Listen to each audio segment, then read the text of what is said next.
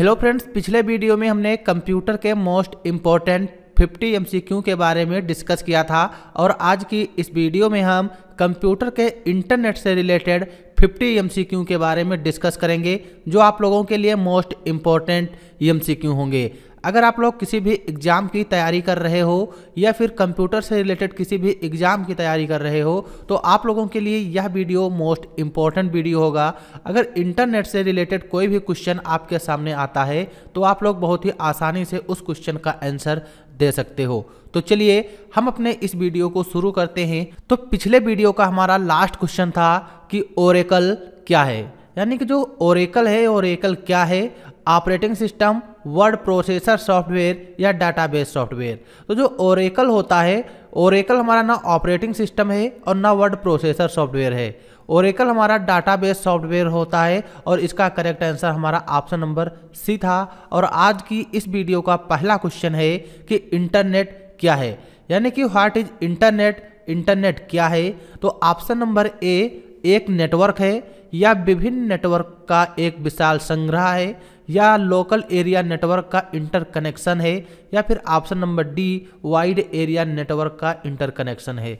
तो जो इंटरनेट होता है, internet option number B correct answer रहेगा, क्योंकि इंटरनेट विभिन्न नेटवर्कों का एक विशाल संग्रह होता है, यानी कि नेटवर्कों का नेटवर्क हमारा इंटरनेट होता है। इसीलिए इसका correct answer option number B is correct answer. फिर हमारा नेक्स्ट क्वेश्चन है कि इंटरनेट का जनक किसे कहा जाता है? इंटरनेट का आविष्कार किस वैज्ञानिक ने किया था?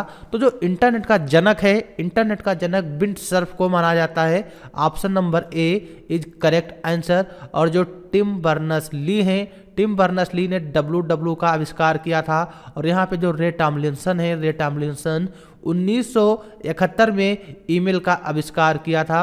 और चार्ल्स बैबेज को कंप्यूटर का पिता कहा जाता है। तो इंटरनेट का जो है, इंटरनेट का आविष्कार बिंट सर्फ ने किया था। फिर हमारा नेक्स्ट क्वेश्चन है इंटरनेट का उपयोग सर्वप्रथम कब हुआ, यानी कि जो इंटरनेट जब बनाया गया तो इसका उपयोग सबसे पहले कब हुआ था? तो इंटरनेट का उपयोग ऑप्शन नंबर ए 1969 में सबसे पहले किया गया। तो करेक्ट आंसर ऑप्शन नंबर ए। इंटरनेट का मतलब क्या है, यानी कि जो इंटरनेट है, इंटरनेट का मतलब या फिर कह सकते हैं इंटरनेट का फुल फॉर्म क्या होता है? तो जो इंटरनेट का फुल फॉर्म है, करेक्ट आंसर इसका रहेगा option number B interconnected network, internet का फुल फॉर्म होता है। फिर हमारा नेक्स्ट क्वेश्चन है इंटरनेट से जुड़ने के लिए किन 4 चीज़ों की ज़रूरत होती है? अगर हमें इंटरनेट से जुड़ना है तो किन 4 चीज़ों की ज़रूरत पड़ेगी? Modem, computer, PDA and ISP, या फिर option number B telephone line, PDA, modem and computer, या फिर option number C computers, ISPs, modems and communication software, या फिर option number D telephone lines, modem, computer and ISP। तो जो इसका correct answer होगा तो option number D is correct answer. Internet से जुड़ने के लिए हमारे पास टेलीफोन लाइंस की सहायता से हम जुड़ सकते हैं। मॉडेम होते हैं जब कंप्यूटर में नेटवर्किंग करनी होती है तो वहाँ पे मॉडेम से हम कंप्यूटरों को कनेक्ट कर सकते हैं। ISP का full form internet service provider, यानी कि जो ISP ही नहीं होगा तो क्या हम इंटरनेट से जुड़ सकते हैं?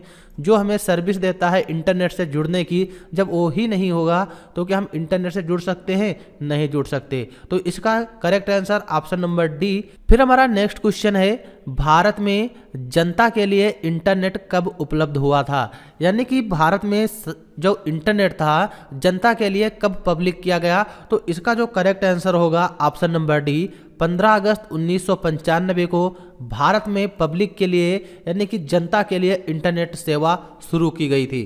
फिर हमारा नेक्स्ट क्वेश्चन है इंटरनेट से संबंधित FTP शब्द का पूरा मतलब क्या है, यानी कि what is the full form of term FTP related to the internet, यानी कि FTP का फुल फॉर्म क्या होता है?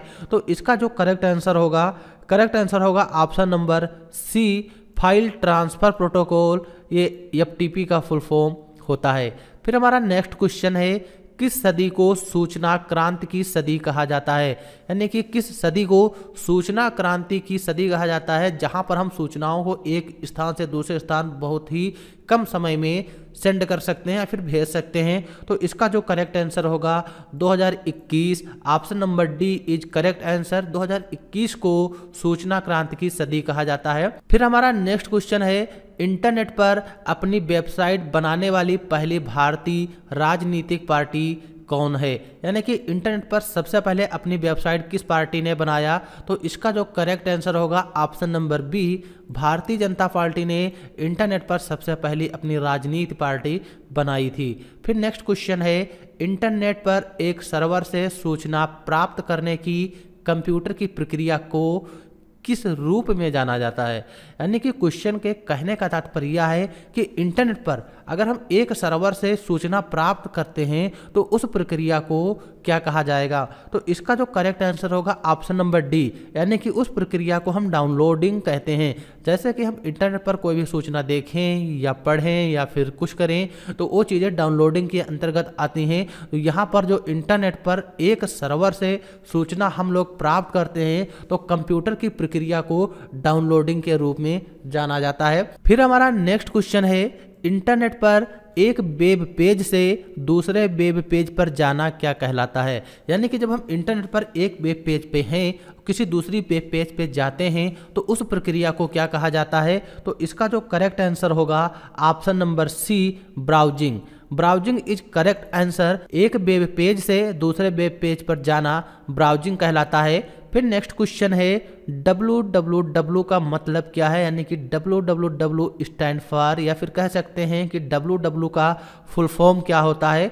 तो इसका करेक्ट आंसर होगा ऑप्शन नंबर ए, www का फुल फॉर्म होता है वर्ल्ड वाइड वेब। फिर नेक्स्ट क्वेश्चन है, www का आविष्कार किसने किया? Who invented the www? तो www का जो आविष्कार था, www का आविष्कार टिम बर्नर्स ली ने किया। Option number A is correct answer. फिर हमारा नेक्स्ट क्वेश्चन है, GAIS का पूर्ण रूप क्या है? यानी कि गैस का पूरा नाम क्या है? तो इसका जो करेक्ट आंसर होगा option number C, gateway internet access service. यानी कि गेटवे इंटरनेट एक्सेस सर्विस गैस का पूरा नाम होता है। फिर हमारा नेक्स्ट क्वेश्चन है, एक कुकी क्या है? यहाँ पर रहेगा मतलब जो भी आंसर हो, एक कुकी क्या है? तो इसका जो करेक्ट आंसर होगा option number D is correct answer. एक cookie storage information about the user web activity. ये है एक कुकी, यानी कि जो भी स्टोर इंफॉर्मेशन होती है, यूजर उसको वेब पेज पे एक्टिव करता है तो वो एक कुकी कहलाती है। फिर नेक्स्ट हमारा क्वेश्चन है, कुकीज में सेव की जाती हैं, यानी कुकीज में कौन सी चीज़ें सेव की जाती हैं? तो इसका करेक्ट आंसर होगा ऑप्शन नंबर ए, क्लाइंट साइड जो चीज़ें होती हैं वो कुकीज में सेव की जाती हैं। फिर नेक्स्ट हमारा है, ईमेल का फुल फॉर्म होता है, यानी कि ईमेल का फुल फॉर्म क्या होता है? What is the full form of email? तो इसका जो करेक्ट आंसर होगा option number A, electronic mail email का फुल फॉर्म होता है। तो option number A is correct answer. फिर हमारा नेक्स्ट क्वेश्चन है, ईमेल का आविष्कार किसने किया? Who is the inventor of email? या फिर ईमेल का आविष्कारक कौन है? तो इसका जो करेक्ट आंसर होगा ऑप्शन नंबर बी, रे टॉमलिंसन इज करेक्ट आंसर। इन्हें ईमेल का आविष्कारक कहा जाता है और कहीं कहीं पर कुछ वैज्ञानिक मान्यताओं के अनुसार शिवा अय्यादुराई को भी ईमेल का आविष्कारक माना जाता है। फिर हमारा नेक्स्ट क्वेश्चन है, ईमेल पते के दो भाग कौन से हैं? यानी कि जो हमारा ईमेल एड्रेस होता है उसके दो भाग जो होते हैं कौन कौन से होते हैं? तो इसका करेक्ट आंसर होगा option number B, email address में दो भाग होते हैं, एक होता है यूजर नेम एंड एक होता है डोमेन नेम। तो ये दोनों हमारे ईमेल के भाग होते हैं। तो option number B is correct answer. फिर हमारा नेक्स्ट क्वेश्चन है, मेल संदेशों को प्राप्त करने के लिए निम्नलिखित में से किस प्रोटोकॉल का उपयोग किया जाता है? यानी कि जब हम ईमेल में कोई भी काम करते हैं तो ईमेल हमको प्राप्त करनी होती हैं तो वहाँ पर भी कोई ना कोई प्रोटोकॉल लगता है। तो यहाँ पर क्वेश्चन का मतलब यही है कि मेल संदेशों को प्राप्त करने के लिए निम्नलिखित में से किस प्रोटोकॉल का उपयोग किया जाता है? तो इसका correct answer all of these यानी कि जो SMTP होता है, सिंपल मेल ट्रांसफ़र प्रोटोकॉल, यही हमारा मेल पाने का एक प्रोटोकॉल है। POP पोस्ट ऑफिस प्रोटोकॉल या फिर IMAP instant messaging access protocol, ये तीनों हमारे ईमेल से रिलेटेड ही होते हैं। ईमेल को प्राप्त करने के लिए इन तीनों प्रोटोकॉल का यूज किया जाता है। फिर हमारा नेक्स्ट क्वेश्चन है IRC का मतलब क्या है, यानी कि IRC का फुल फॉर्म क्या होता है।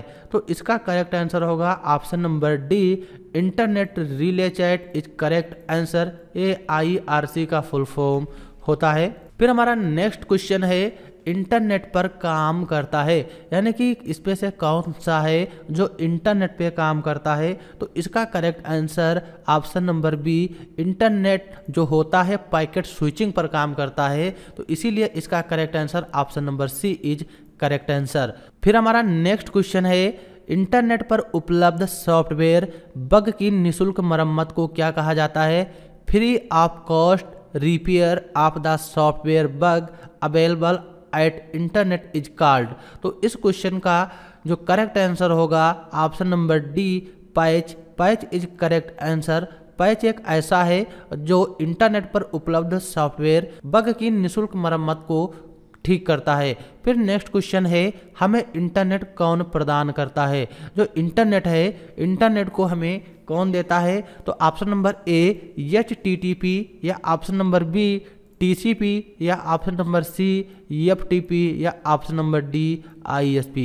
तो इंटरनेट जो है, इंटरनेट हमें ISP प्रदान करता है। Option number D is correct answer. और ISP का फुल फॉर्म होता है इंटरनेट सर्विस प्रोवाइडर। इसके अंतर्गत जो कंपनियां आती हैं जैसे जियो, ओडा, एयरटेल, BSNL, ये हमारी इंटरनेट सर्विस प्रोवाइडर होती हैं जो हमें इंटरनेट की सेवा देती हैं। और यहाँ पे जो HTTP लिखा हुआ है, इसका फुल फॉर्म होता है हाइपर टेक्स्ट ट्रांसफ़र प्रोटोकॉल। और यहाँ पे जो बी नंबर में TCP लिखा हुआ है, ट्रांसमिशन कंट्रोल प्रोटोकॉल। और नीचे जो सी नंबर पे लिखा हुआ है, यह है FTP यानी कि फाइल ट्रांसफ़र प्रोटोकॉल। फिर हमारा नेक्स्ट क्वेश्चन है इंटरनेट पर सर्वर को और किस नाम से जाना जाता है। यानी कि जो इंटरनेट है, इंटरनेट पर हम सर्वर को किस नाम से जानते हैं। तो इसका जो करेक्ट आंसर होगा, इंटरनेट को हम सर्वर पर होस्ट के नाम से जानते हैं। Option number A is correct answer. फिर हमारा नेक्स्ट है वह उपकरण हैं जिनका उपयोग दूर संचार लाइनों पर डेटा संचारित करने के लिए किया जाता है। ऐसे कौन से उपकरण हैं जिनका उपयोग हम दूर संचार यानी कि दूर दराज पर डाटा संचारित करना हो तो किसका यूज करते हैं। तो इसका जो करेक्ट आंसर होगा option number C, modem. Modem का यूज हम दूर संचार लाइनों पर डेटा संचारित करने के लिए करते हैं। फिर हमारा नेक्स्ट क्वेश्चन है दो या दो से अधिक नेटवर्कों को जोड़ने के लिए कौन सी डिवाइस यूज होती है। यानी कि जो यहाँ पे हब, ब्रिज, गेटवे, रिपीटर दिए हैं, ये हमारे नेटवर्किंग डिवाइस होती हैं। लेकिन दो या दो से अधिक नेटवर्कों को जोड़ने के लिए प्रयुक्त डिवाइस कौन सी हैं। इसका जो करेक्ट आंसर होगा option number C, gateway. Gateway दो या दो से अधिक नेटवर्कों को जोड़ने के लिए यूज की जाती है। फिर नेक्स्ट हमारा है इंटरनेट द्वारा उपयोग किया जाने वाला संचार प्रोटोकॉल कौन सा है। यानी कि इंटरनेट जब यूज किया जाता है तो वहाँ पर जो संचार प्रोटोकॉल होते हैं, अगर आप लोगों ने हमारा इंटरनेट क्या है इस वीडियो को देखा होगा तो आप लोगों को इंटरनेट से रिलेटेड जो भी डाउट होंगे वहाँ पे कंप्लीट हो जाएंगे। तो इसका जो करेक्ट आंसर होगा option number D. Option number D is correct answer. TCP/IP internet पर संचार प्रोटोकॉल का उपयोग करते हैं। और TCP का फुल फॉर्म होता है ट्रांसमिशन कंट्रोल प्रोटोकॉल और IP का फुल फॉर्म इंटरनेट प्रोटोकॉल होता है। फिर नेक्स्ट हमारा है इंटरनेट का बीजारोपण करने वाला पहला नेटवर्क कौन था। यानी कि जो इंटरनेट है, इंटरनेट को जब सबसे शुरू में बनाया गया था तो इसका बीजारोपण करने वाला सबसे पहला नेटवर्क कौन था। तो इसका जो करेक्ट आंसर ARPANET होता है।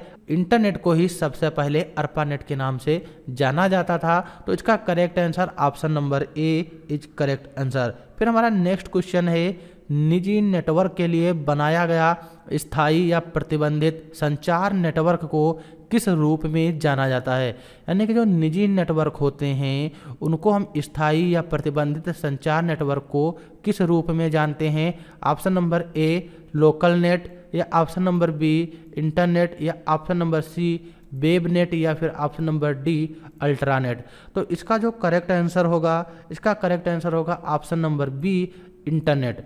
इंटरनेट जो होता है, इंटरनेट के माध्यम से हम किसी भी संचार यानी कि जो भी हम अपडेट या फिर न्यूज़ या फिर कोई भी लेटर या फिर कोई भी मेल वगैरह हो भेजते हैं तो हमारे संचार के अंतर्गत ही आती हैं, क्योंकि हम इंटरनेट के माध्यम से इन सारी चीज़ों का फ़ायदा उठा सकते हैं। फिर नेक्स्ट हमारा है इंटरनेट खाते से जुड़ने की प्रक्रिया है, यानी कि अगर हमें इंटरनेट से जुड़ना है तो हम कौन सा खाते की प्रक्रिया यूज करते हैं? साइन इन करते हैं, साइन आउट करते हैं, फिर लॉगिन या फिर लॉग आउट करते हैं। तो इसका जो करेक्ट आंसर होगा option number C is correct answer login. फिर नेक्स्ट है इंटरनेट डेटा को किस रूप में तोड़ा जाता है? यानी कि जो इंटरनेट पे डाटा हमारा भेजा जाता है तो उसको किस रूप में तोड़ा जाता है? तो इसका जो करेक्ट आंसर होगा, इसका करेक्ट आंसर होगा option number C variable length packet, यानी कि वेरिएबल लेंथ पैकेट में डाटा को तोड़ा जाता है। आप लोग यहाँ पे कंफ्यूज होंगे कि डाटा को तोड़ा मतलब क्या होता है। तो यहाँ पे जैसे कि जब हम इंटरनेट पे कोई भी चीज़ ढूंढते हैं तो जो चीज़ हम ढूंढेंगे वो किसी ना किसी सर्वर पर ही स्टोर होती है। जैसे कि हमने गूगल पे सर्च किया कंप्यूटर नोट्स, या फिर यूट्यूब पे सर्च किया कंप्यूटर नोट्स फुल वीडियो, तो ये चीज़ें जो हमने सर्च की, तो अगर यूट्यूब पे सर्च करेंगे तो यूट्यूब का जो डाटा सर्वर होगा वहाँ पे हमारा डाटा स्टोर होगा। अगर गूगल का जहाँ डाटा सर्वर होगा तो गूगल के सर्वर पे चीज़ें स्टोर होंगी। लेकिन जो चीज़ हम सर्च करेंगे, जो डाटा हम सर्च करेंगे, वो डाटा टीसीपी और आईपी जो प्रोटोकॉल होते हैं उनकी सहायता से उस डाटा को तोड़कर छोटे छोटे टुकड़ों में उस सर्वर तक जाएगा। फिर उस सर्वर पर पूरा डाटा फिर इकट्ठा होगा, फिर वहाँ से जो भी उसका रिजल्ट आएगा वो भी हमारे छोटे छोटे टुकड़ों में हमारे डिवाइस तक आएगा और उस डिवाइस पे डाटा जुड़ जाएगा। डाटा को तोड़ा इसलिए जाता है ताकि बीच में कोई हैकर या फिर कोई भी इस तरीके के हमारे डाटा को चोरी ना कर सकें, वही डाटा को तोड़ा जाता है। तो इसका जो correct answer option number C होगा। फिर हमारा नेक्स्ट क्वेश्चन है निम्नलिखित में कौन सी सेवा 3D दृश्य प्रदान करती है? यानी कि इसमें से ऐसी कौन सी सेवा है जो पृथ्वी का 3D दृश्य प्रदान करती है? तो option number C Google earth है। गूगल अर्थ पृथ्वी का 3D दृश्य हमको प्रदान करती है। फिर नेक्स्ट क्वेश्चन है उपयोगकर्ता किसका प्रयोग करके इंटरनेट पर दूसरे कंप्यूटर से फाइल प्राप्त कर सकते हैं? यानी कि जो उपयोगकर्ता होते हैं इसमें से किस प्रोटोकॉल का यूज करते हैं और कंप्यूटर से फाइल दूसरे के कंप्यूटर से फाइल को प्राप्त कर सकते हैं? हमने बताया option number D file transfer protocol जो है, इस प्रोटोकॉल का यूज करके हम एक कंप्यूटर से दूसरे कंप्यूटर में फाइल प्राप्त कर सकते हैं। तो option number D is correct answer. फिर हमारा नेक्स्ट क्वेश्चन है HTTP का मतलब, यानी कि HTTP का फुल फॉर्म क्या होता है? तो इसका जो करेक्ट आंसर होगा ऑप्शन नंबर सी होगा hyper text transfer protocol is correct answer. फिर हमारा नेक्स्ट है ब्राउज़र एक HTTP है, यानी कि ब्राउज़र जो है ब्राउज़र एक क्या है? तो इसका जो करेक्ट आंसर होगा, इसका करेक्ट आंसर होगा ऑप्शन नंबर बी ब्राउज़र एक क्लाइंट होता है जिस पे हम कोई भी सूचना को खोजते हैं। तो option number B is correct answer. फिर नेक्स्ट है HTTP में क्लाइंट से सर्वर को भेजे जाने वाला संदेश है, यानी कि HTTP में जब हम क्लाइंट से यानी कि ब्राउज़र से किसी सर्वर पर कोई संदेश भेजते हैं तो वो क्या कहलाता है? तो इसका जो करेक्ट आंसर होगा ऑप्शन नंबर ए, यानी कि हम उस सर्वर को रिक्वेस्ट भेजते हैं। हम अपने ब्राउज़र से यानी कि अपने क्लाइंट से उस सर्वर को रिक्वेस्ट भेजेंगे कि हमको ये चीज़ चाहिए, तब सर्वर से हमारे ब्राउज़र पे वो चीज़ आती है। फिर हमारा नेक्स्ट क्वेश्चन है वेब पेज के लिए कोड का उपयोग करके लिखा जाता है, यानी कि अगर हमें वेबसाइट डिजाइन करनी हो तो उसके लिए हम कौन से कोड का यूज करते हैं? तो इसका जो करेक्ट आंसर होगा ऑप्शन नंबर डी जो HTML कोड होता है, यानी कि HTML जो लैंग्वेज होती है, इस कोड का यूज करके हम वेब पेज का निर्माण करते हैं। और इसका correct answer option number D hyper text markup language HTML का फुल फॉर्म होता है। फिर हमारा नेक्स्ट क्वेश्चन है निम्नलिखित में से कौन सा ब्रॉडबैंड इंटरनेट कनेक्शन का प्रकार नहीं है। यानी कि इसमें जो केबल, सैटेलाइट, DSL और डायल अप दिए हुए हैं, इसमें से कौन सी चीज़ है जो ब्रॉडबैंड इंटरनेट कनेक्शन का एक प्रकार नहीं होता, क्योंकि केबल भी हमारा ब्रॉडबैंड कनेक्शन के अंतर्गत आता है, सैटेलाइट और DSL ये तीनों आते हैं। लेकिन जो option number D dial up है, डायल अप ये हमारा इंटरनेट कनेक्शन में ब्रॉडबैंड का प्रकार नहीं होता है। फिर हमारा नेक्स्ट है .org। .org डोमेन किस क्षेत्र से संबंधित है। यानी कि जो .org डोमेन है यह किस क्षेत्र से संबंधित है, तो .org ऑर्गेनाइजेशन क्षेत्र से संबंधित होता है। Option number D is correct answer. और यहाँ पर जो एजुकेशन है, एजुकेशन के लिए .edu डोमेन यूज किया जाता है।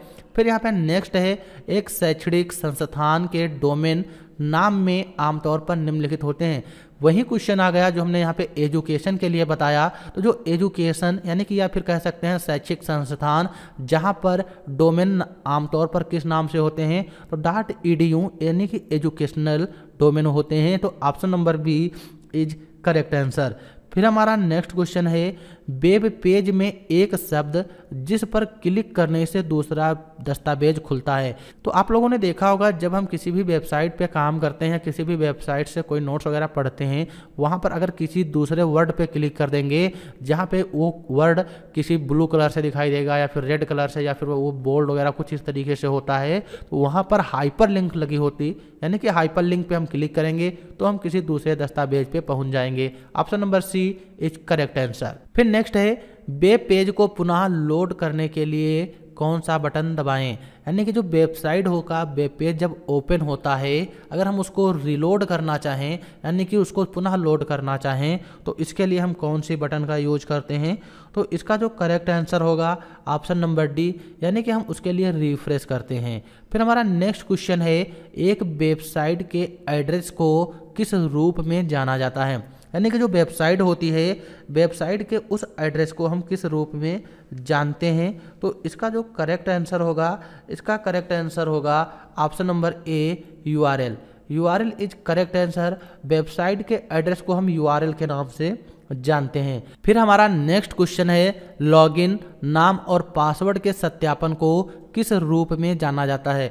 जब हम कहीं पर भी लॉगिन करें, वहाँ पे नाम दर्ज करते हैं और पासवर्ड का सत्यापन करते हैं, तो उस प्रक्रिया को हम किस नाम से जानते हैं, तो इसका correct answer option number B authentication is correct answer. Option number B login name और पासवर्ड के सत्यापन को हम ऑथेंटिकेशन के नाम से जानते हैं। फिर नेक्स्ट है गुप्त कुंजी एन्क्रिप्शन को और किस नाम से जाना जाता है। यानी कि जो गुप्त कुंजी एन्क्रिप्शन होती हैं उनको हम किस नाम से जानते हैं, तो इसका जो करेक्ट आंसर होगा option number D private encryption. यानी कि जो प्राइवेट एन्क्रिप्शन होती हैं इनको हम गुप्त कुंजी के नाम से जानते हैं। फिर हमारा नेक्स्ट क्वेश्चन है प्रत्येक IP पैकेट में होना चाहिए। यानी कि जो इंटरनेट प्रोटोकॉल होते हैं उस पैकेट में क्या होना चाहिए। जब हम इंटरनेट यूज करते हैं, वहाँ पर किसी डाटा के बारे में खोजते हैं, तो वहाँ पर IP प्रोटोकॉल जो होता है, इंटरनेट प्रोटोकॉल एक काम होता है वहाँ। तो क्वेश्चन में यही कहा गया है कि प्रत्येक IP पैकेट में क्या होना चाहिए, तो इसका जो correct answer option number D यानी कि सोर्स एंड डेस्टिनेशन होना चाहिए। प्रत्येक IP पैकेट में सोर्स एंड डेस्टिनेशन एड्रेस होना चाहिए। फिर नेक्स्ट क्वेश्चन है XML का मतलब क्या है। यानी कि XML का फुल फॉर्म क्या होता है, तो इसका जो करेक्ट आंसर होगा option number B extensible markup language XML का फुल फॉर्म होता है। फिर नेक्स्ट है HTML में प्रयुक्त सभी टैग कीवर्ड के अंदर लिखे होते हैं। यानी कि जब HTML के माध्यम से कोई वेबसाइट बनाते हैं तो उसमें जो भी हम टैग लिखेंगे वो टैग किस ब्रैकेट के अंदर लिखे होते हैं, तो इसका जो करेक्ट आंसर होगा ऑप्शन नंबर डी यानी कि एंगुलर ब्रैकेट जो होते हैं उसके अंदर हम HTML के सारे टैग को लिखते हैं। फिर हमारा नेक्स्ट क्वेश्चन और इस वीडियो का लास्ट क्वेश्चन है कि निम्नलिखित में से कौन इंटरनेट को एक्सेस करने के लिए आवश्यक नहीं है। अगर हम इंटरनेट को एक्सेस नहीं करना चाहते तो इसमें से ऐसा कौन सी चीज़ है जो कंप्यूटर में इंटरनेट को एक्सेस करने के लिए हमारे पास उसकी कोई विशेष ज़रूरत नहीं होती, एक्सेस करने के लिए उसकी कोई आवश्यकता नहीं होती है। तो इसका जो करेक्ट आंसर होगा स्कैनर, यानी कि जो स्कैनर एक प्रकार की जो डिवाइस आती है, अगर हमारे पास हो या ना हो तो हम इंटरनेट का यूज करने में कोई हमें दिक्कत नहीं होगी। और अगर आईएसपी नहीं होगी तब भी हम इंटरनेट यूज नहीं कर सकते, कंप्यूटर ब्राउजर नहीं होगा तभी हम इंटरनेट का यूज नहीं कर सकते। लेकिन स्कैनर हो या ना हो कोई दिक्कत नहीं, स्कैनर तो डॉक्यूमेंट वगैरह को स्कैन करने के लिए किया जाता है। तो इस वीडियो में हमने टोटल 250 एमसीक्यू को कवर कर लिया और जो मोस्ट इम्पॉर्टेंट एमसीक्यू थे, और अगली वीडियो में हम टोटल 50 एमसीक्यू और डिस्कस करेंगे। हमारे टोटल 300 एमसीक्यू कंप्लीट हो जाएंगे। तो अगर आप लोगों को हमारा यह वीडियो अच्छा लगा हो और हमारा वीडियो आप लोगों को हेल्पफुल लगा हो तो वीडियो को लाइक करना, और चैनल पर अगर पहली बार आए हो तो चैनल को सब्सक्राइब जरूर करना। तो चलिए हम मिलते हैं अगले वीडियो में, जिसमें हम कंप्यूटर के 50 एमसीक्यू जो मोस्ट इम्पॉर्टेंट होंगे उनको डिस्कस करेंगे। तो वीडियो देखने के लिए आप लोगों का बहुत बहुत धन्यवाद। Thanks for this watching video.